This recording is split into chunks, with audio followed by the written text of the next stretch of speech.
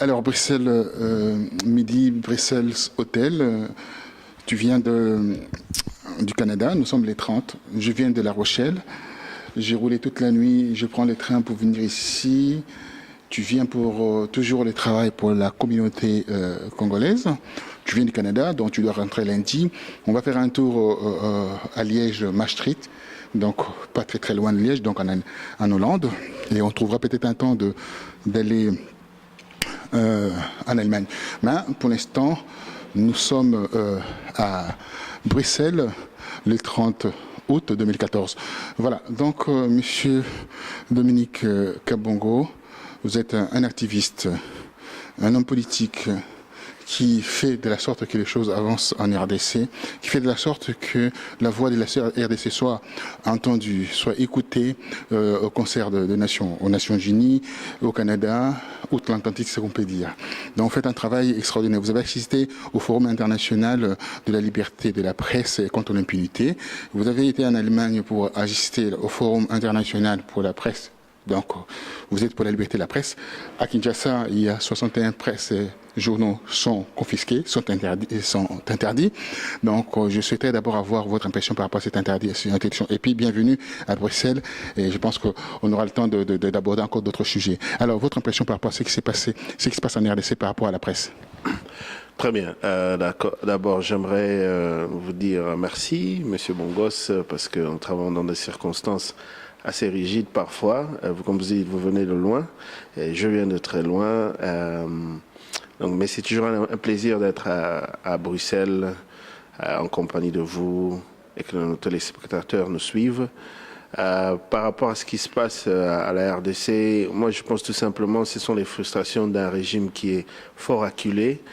Ce sont les signes de la fin d'un régime en fait. Vous voyez, lorsque vous avez un régime qui n'a plus d'options, qui est gouverné par défi et qui est complètement acculé. Moi, je dirais tout simplement en un langage très simple, c'est-à-dire que le régime actuel de Joseph Kabila ne pensait pas qu'ils allaient être mis devant un fait accompli comme celui-ci, qu'en 2016, de gré ou de force, ils doivent débarquer. Et tout ce que nous voyons, c'est la frustration.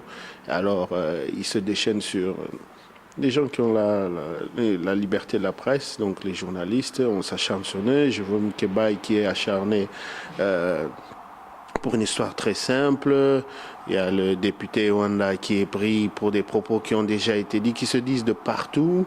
Donc, on voit tout ça, que tout acteur politique est vraiment sujet de menace, mais c'est très triste, mais bon, néanmoins, c'est dans le contexte dans lequel on évolue et on doit être prêt pour cela.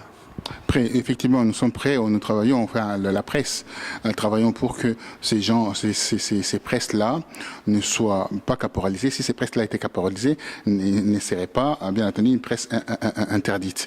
Alors, nous sommes ici pour parler aussi du cas de l'IDPS. Il y a des remous autour de l'IDPS, il y a des scissions, il y a qu'on appelle les frondistes, des gens qui créent une fronde autour de l'IDPS. Il y en a qui sont pro-Tshisekedi, il y en a qui sont pro-Félix Tshisekedi, il y en a qui sont des radicaux contre, bien entendu, l'avènement à la tête de l'IDPS du fils Félix. Quelle limite portez-vous par rapport à tout ça? Ça, c'est un sujet d'actualité et extrêmement délicat auquel nous allons, si nos téléspectateurs auront l'occasion de nous suivre, nous allons débattre plus en profondeur avec un invité surprise dans la prochaine émission que nous allons faire. Ces sujets vont être abordés vraiment, la cuisine interne sera maintenant mise sur la place. Mais mon observation objective à partir de là, donc il faut dire, moi je pense que les gens sont... Je pense que le vieux n'est pas contesté. Le vieux a fait... Mais néanmoins, il faut reconnaître que le vieux, bien évidemment, je veux dire, le président Tshisekedi, il faut connaître qu'il a fait son temps.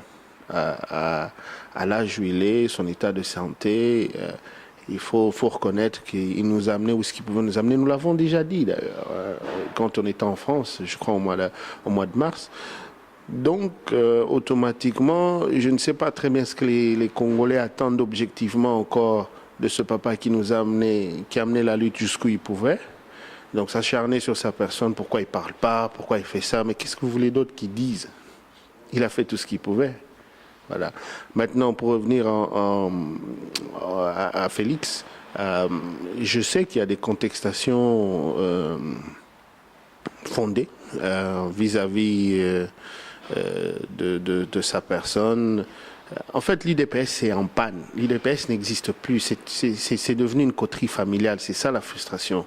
Il faut dire les choses telles qu'elles sont. Et maintenant, il y a des gens qui sont extrêmement frustrés, inclus nous-mêmes, puisque lorsque nous étions au sommet USA, qu'est-ce qui s'est passé? L'IDPS, en fait, c'est le patrimoine national et c'est la voix du peuple. Et on se retrouve que dans les grandes instances, la voix du peuple n'est pas écoutée. Bon, moi seul, vous seul, un autre individu seul, à titre personnel, on va parler, mais lorsqu'on nous revient, on nous dit, mais vous faites partie de quelle structure? Moi, j'ai eu cette occasion d'être convié au sommet US-américain, mais c'est parce que je fais en tant qu'analyste, je suis aussi politologue, et c'est à travers Afrique Média que j'ai pu arriver, Afrique Rédaction, que j'ai pu arriver à avoir cette invitation, mais à titre personnel, je ne pouvais pas avoir cette invitation. Je représente qui? Mais c'est dans ce cadre de médias qu'on travaille, que j'apporte mes analyses sur Afrique Rédaction en tant qu'un politologue. Bon, voilà, quand Afrique Rédaction a été invitée, nous avons été là et nous avons vu ce qui se passe, mais c'est une incurie totale, mais c'est incroyable. Moi, j'étais offusqué de voir qu'il y a un peuple qui croit encore en une organisation, mais une organisation qui est vraiment conduite avec toute légèreté. Il y a vraiment un manque de sérieux, mais j'étais vraiment stupéfait. C'est ça, dans notre évolution, notre démarche politique, c'est le sujet du jour. L'un des sujets profonds du jour qu'on a traité durant ma visite ici en Belgique, c'est parce qu'il faut vraiment adresser ces problèmes de fond et il faut le faire vite, parce que les intérêts priment. Et on était avec vous, vous savez très bien, les gros intérêts, ça avance. Hein. Si le peuple congolais n'arrive pas à se sécuriser, ben tant pis. Et là, on sera vraiment des apatrides. C'est le 21e siècle qui est parti. Alors, 21e siècle. Aujourd'hui, on accuse Félix d'être chapeauté par sa mère. Et l'IDPS, aujourd'hui, est conduit par une femme, qui est Maman Martre, qui donne sa matière dans... je peux appeler la matière, c'est de donner des ordres en disant que voilà, bon, l'IDPS c'est quelque chose de la famille, et l'IDPS, voilà, c'est une coterie familiale comme vous l'avez dit. Mais est-ce que le choix de Félix est le bon choix ou pas? Moi, je pense, d'abord là, ce serait... en fait, nous faisons face à une crise profonde. Si nous suivons, moi je ne suis pas de l'UDPS, la gestion directe, mais ils ont des statuts auxquels ils se réfèrent, mais nous vivons dans une contradiction déjà par rapport, le paradoxe il est visible par rapport à ce que leurs statuts disent et ce qui se passe, la gestion quotidienne de l'UDPS. Et puis, je donnerai cet exemple, juste pour faire une comparaison de deux patrimoines nationaux. Nous avons l'UDPS, parce que l'UDPS, ça fait 40 ans de lutte. Il y a tout le monde qui a péri dans cette affaire. Les Balouba, toutes les tribus de notre pays. Donc, automatiquement, ce n'est pas une affaire de clan Balouba ou une affaire encore de famille. Cela, ça serait manquer du respect à tous les morts, toutes personnes encore vivantes qui ont sué, qui ont perdu leur sang pour l'avènement de ce grand parti. Alors, pour faire un parallélisme, vous voyez l'ANC, c'est la même chose, c'est un grand parti de lutte. Mais est-ce que vous voyez un des fils ou petits-fils de Mandela dans cette histoire? Ils font autre chose. Moi, je veux bien, si Félix en a les capacités, qu'il puisse conduire un pays en tant que juste d'abord congolais. Mais s'il n'en a pas les capacités, pourquoi est-ce qu'on force? Parce que là, c'est l'incurie totale. Il est contesté en disant qu'il n'a pas la matière. Oui, c'est ce que je sais. C'est ce que je sais. C'est ce que je sais. Et ça, ce ne sont pas... Nous, écoutez, nous, on fait ce travail depuis longtemps. OK?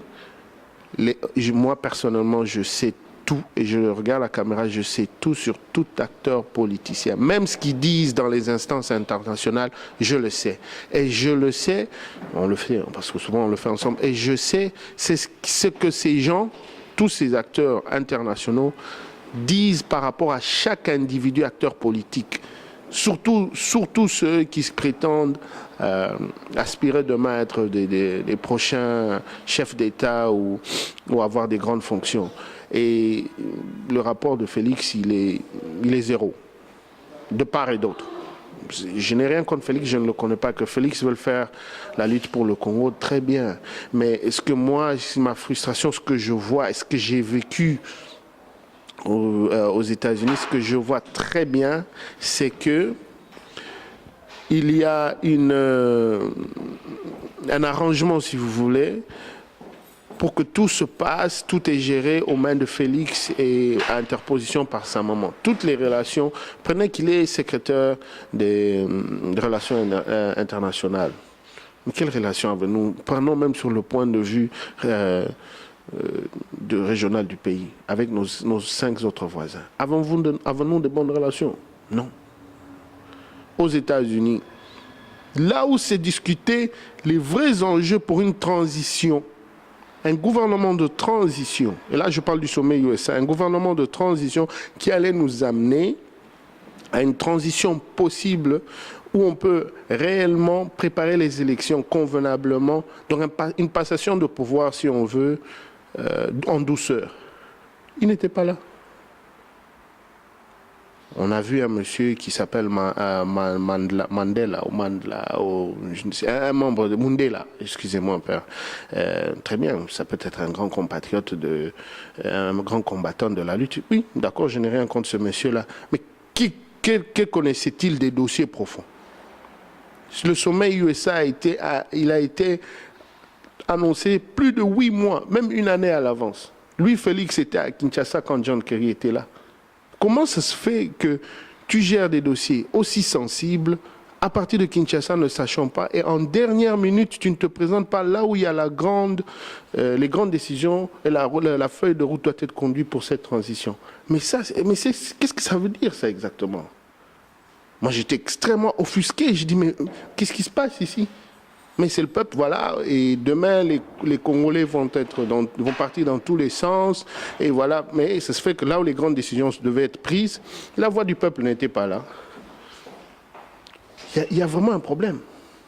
Il y a un problème, voyez-vous, c'est le début. Cet après-midi, vous aurez un invité de surprise. On va prendre le train pour aller à Liège pour rencontrer, bien entendu, cet invité surprise. Et bien sûr, monsieur Dominique Kabongo prendra son avion le lundi matin pour retourner au Canada. Je tiens à rappeler qu'on n'a pas le souci d'ethno-tribalisme parce que d'abord, il est, si on dit Moulouba, alors on ne peut pas dire que voilà, celui qui critique c'est un Moulouba ou Moulouba, voilà, c'est un peu cette histoire-là. Permettez-moi.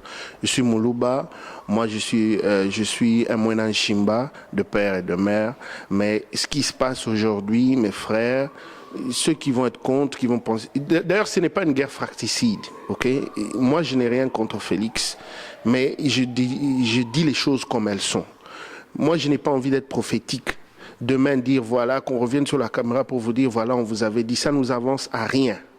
Le pays est en train de partir. Et si les Congolais, on ne se ressaisit pas, eh ben, les enjeux qui sont en train d'être signés maintenant, c'est pire que 1960. Ça va être signé le 21e siècle. On oublie. Alors, si vous êtes prêts à ce qu'on continue dans cette incurie, cette démarche, d'accord, pas de souci. Mais on sera tous des apatrides, c'est tout.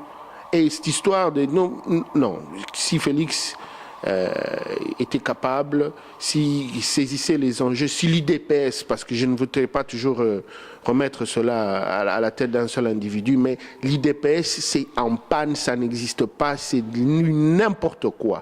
Il faut maintenant que nous puissions redorer le blason, si on veut encore sauver, parce que c'est le seul patrimoine qui nous reste constitutionnellement. Donc, si nous parlons même de 2016, ces élections hypothétiques, donc ce parti, il faut le refondement de ce parti avec des personnes capables. Le vieux a fait tout ce qu'il pouvait. Vous attendez que le vieux parle, et si le vieux il est en repos médical, et s'il ne parle pas, on fait quoi? Est-ce que c'est possible qu'on puisse tenir tout un pays otage, tout un peuple otage, au nom d'une seule famille ou d'un seul individu? Mais bon sang, les Congolais, qu'est-ce qui se passe? Nous avons vu ce que nous avons vu aux États-Unis. Mais c'est grave. Les intérêts priment toujours devant les peuples.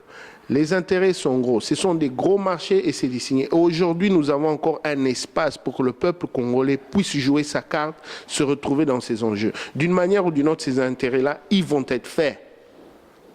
C'est à nous de choisir où on sera. Merci, c'est à nous de choisir. On va les choisir tout à l'heure. Moi, je viens de La Rochelle. J'ai en fait écourté mes reportages à La Rochelle pour venir vous récupérer afin d'aller vers Liège, et je partirai à Paris pour le virus, l'épidémie Ebola, où je suis convié pour faire une conférence de presse. Merci à vous et à très bientôt.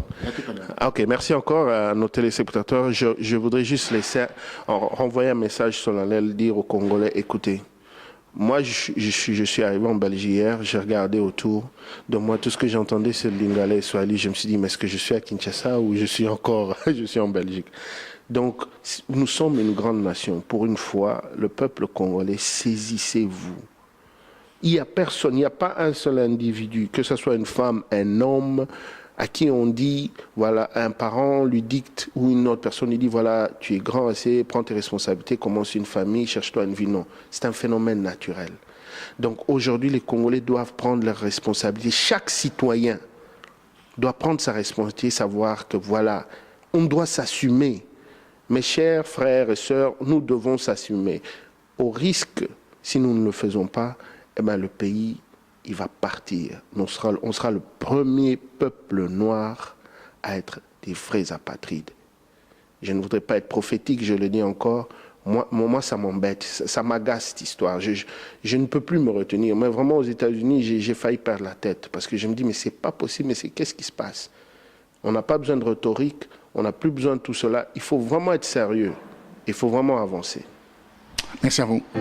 À tout à l'heure. Merci.